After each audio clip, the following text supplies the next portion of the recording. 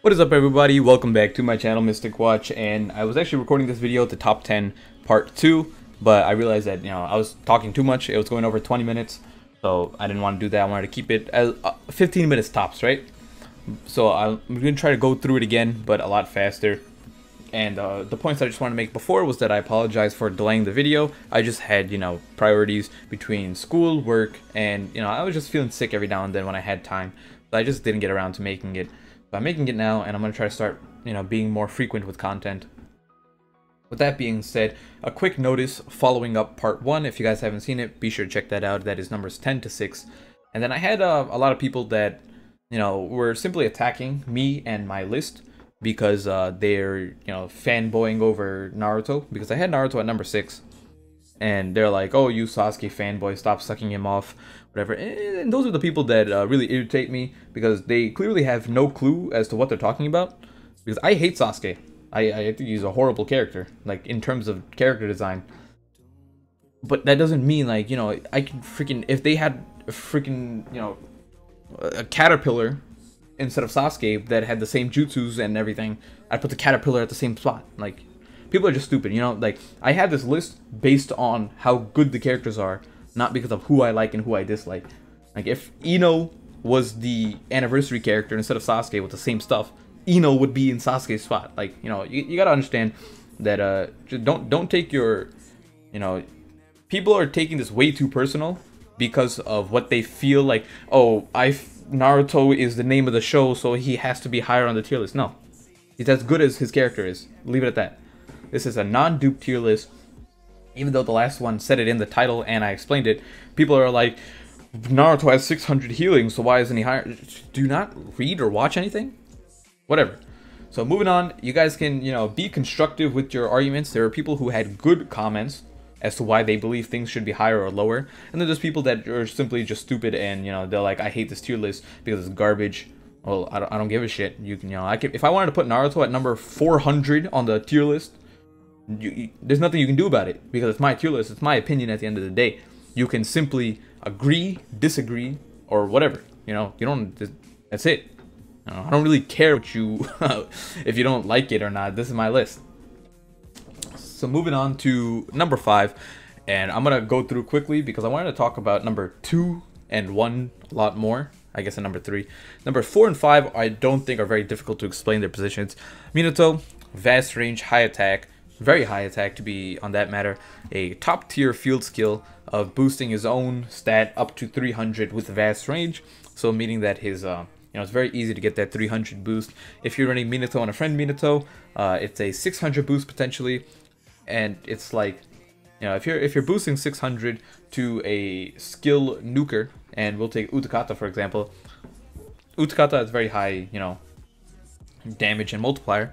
So if you're boosting him by 600, you're adding about another 50% damage onwards, and he already does a lot of damage, so keep it in mind. So people kind of underestimate his field skill. Minato's buddy skill is okay. It's not top tier by any means, so if it wasn't here, it wouldn't really make a difference, we'll put it that way. And then his jutsus are very good. It is a lot of value packed into that chakra cost. For example, they could easily have made this a 5 and 10 chakra, and it would still be pretty good, to be honest. So it's a good multiplier, 4 times attack for 4 chakra, and it's perfect dodge for normal jutsu, perfect dodge for ultimate jutsu. Ultimate jutsu is literally just the normal jutsu with a higher multiplier and longer perfect dodges. This is the type of stuff that made Curse Mark 2 Sasuke busted, and the only reason people don't use Curse Mark 2 Sasuke is there's literally no reason. People just don't use them because all these other units are so busted, there's no reason to stall that much. But what Minato does differently is that he kind of like, he's not as busted with the perfect dodges, but he does insane amounts of damage anyways. He has very good ability to reposition himself after a jutsu because both jutsus have good range.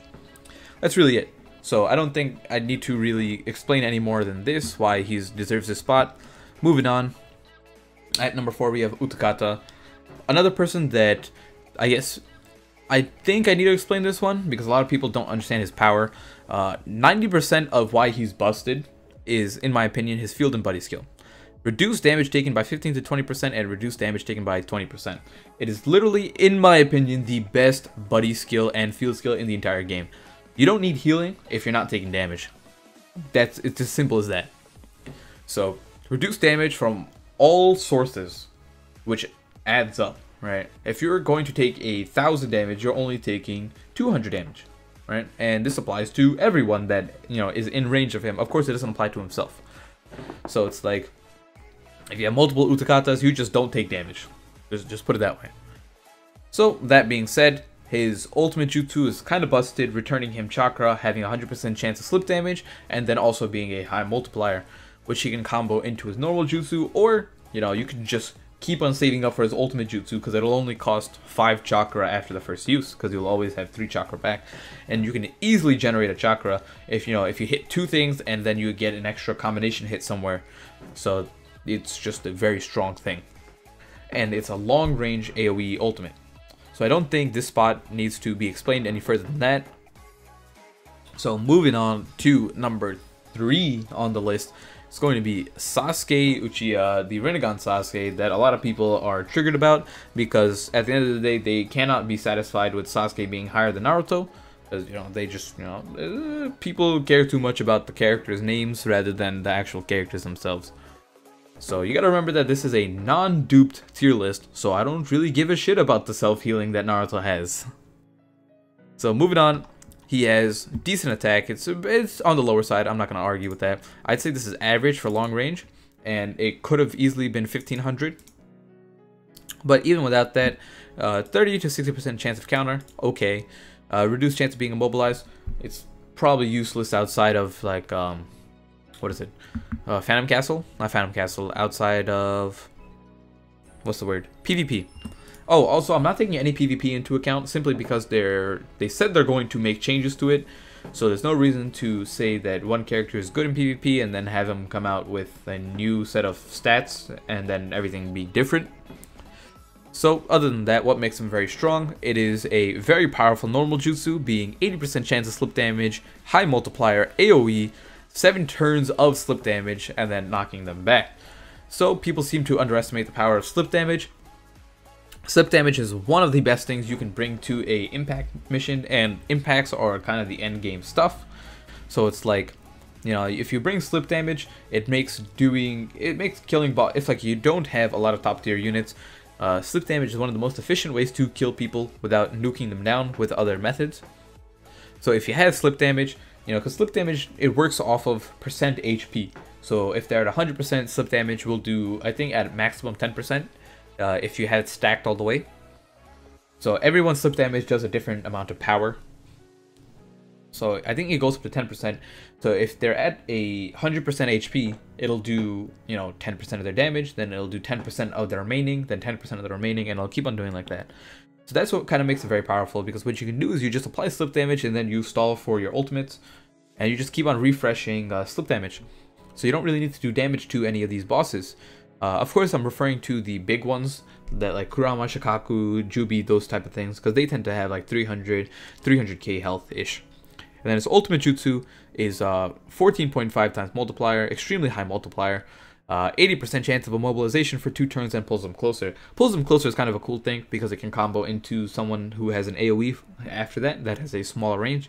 And the example is Wisdom Naruto, the limit breakable one, who has a short range AoE unit, you know, short range AoE jutsu that, you know, would benefit from this.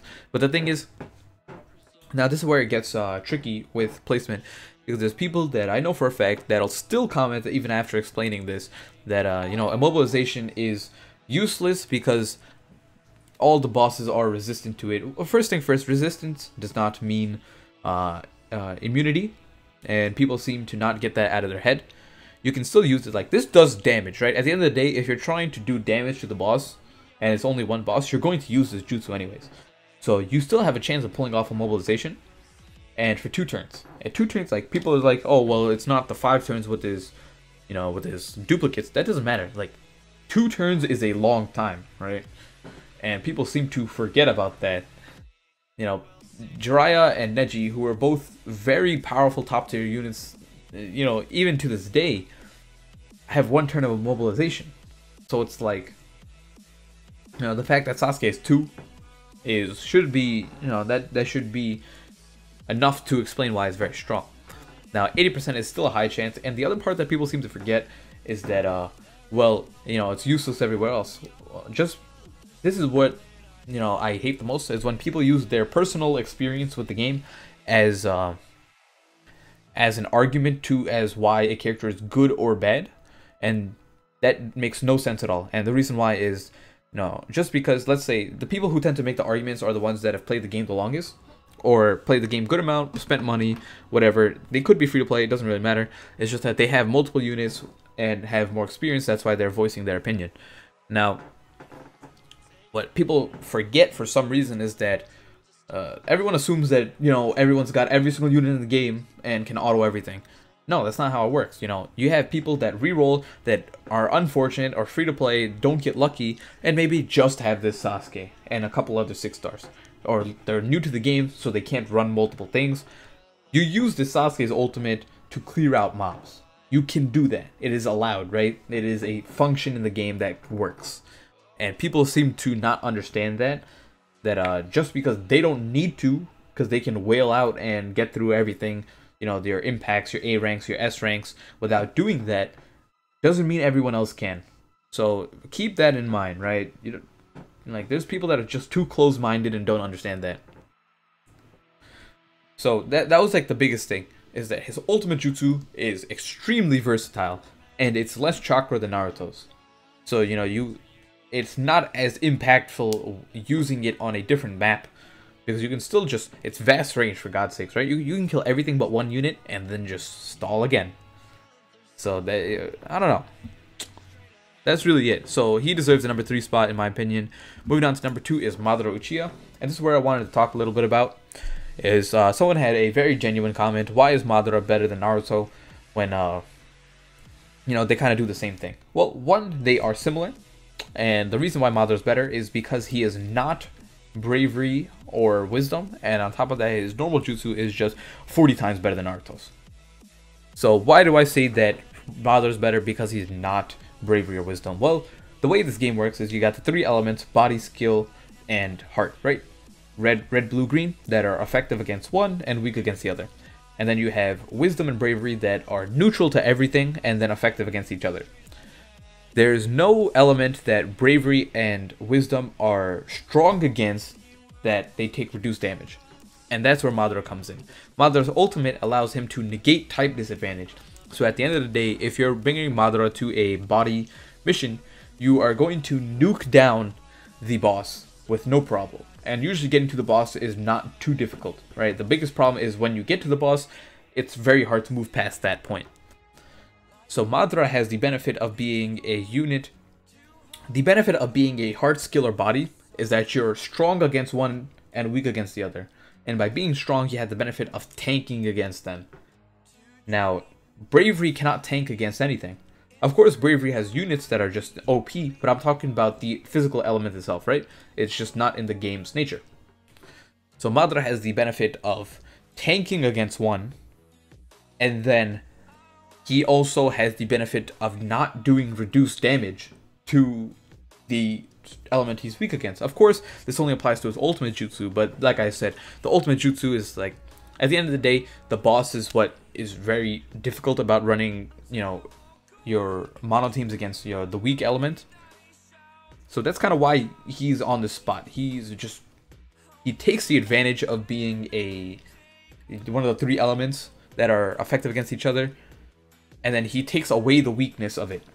So that makes him a better, the fact that he is heart, it is what makes him very strong. And now the other thing is that his normal jutsu, it's just stupid. Vast range, 8 hit counts, meaning if you hit 2 people, it'll generate chakra, 100% chance of slip damage, 8 turns, and a 6 attack multiplier. So it's literally just dumb amounts of damage that, in my opinion, this is like the most broken normal jutsu, not including one till Naruto's. So that's really it. That's why he deserves the number 2 spot. Then we get to 1 till Naruto, the number 1 character in the game. Shouldn't really be that much of an issue. can boost himself to 150%, almost one-shot any single boss in the entire game. And if that's not enough, you just bring a second one-tail Naruto from a friend, and then you one-shot them for sure. Or two-shot, whatever the thing is. Extremely high attack, making it so that if you boost him to 150, his normal attack does like more damage than half the people's first jutsu in this game. So he has about 600 attack with his normal, like, you know, just the normal stuff. If you get him to 150, sorry, 6,000, and it just kind of just whacks at people, right? You just smack a unit and they die.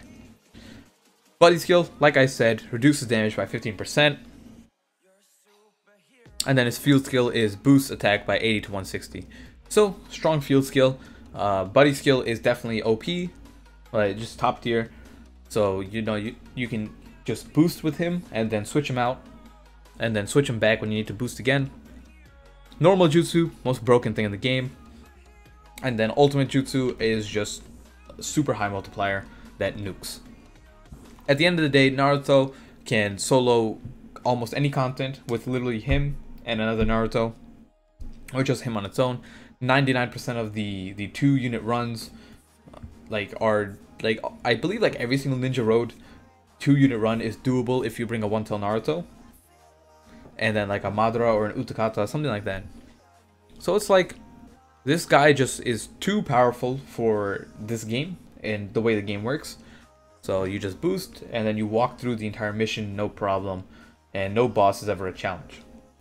So that's kind of it. No one can compete with his damage, and I'm talking about the unit on its own. Of course, you can boost other units through other methods, but there's no other person that can just do what he does, right? Like without any help. So I don't think there's any issue with that. Let me know what you guys think down below. Like I said, if you agree, if you disagree, explain why. If you're simply going to attack, I could care less, and I'm not going, I'm not gonna bother with it. So that's really it. It's about 17 minutes, so I still ended up going over, but at least it's not 20 minutes. It was, it's more to talk about when it comes to the top 5. So be sure to, leave a like if you liked it. Comment, opinion. If you're new to the channel, please think about leaving that subscribe if you guys want to see more content. That's really it. Thank you guys for watching. I'll see you all next time. Peace out.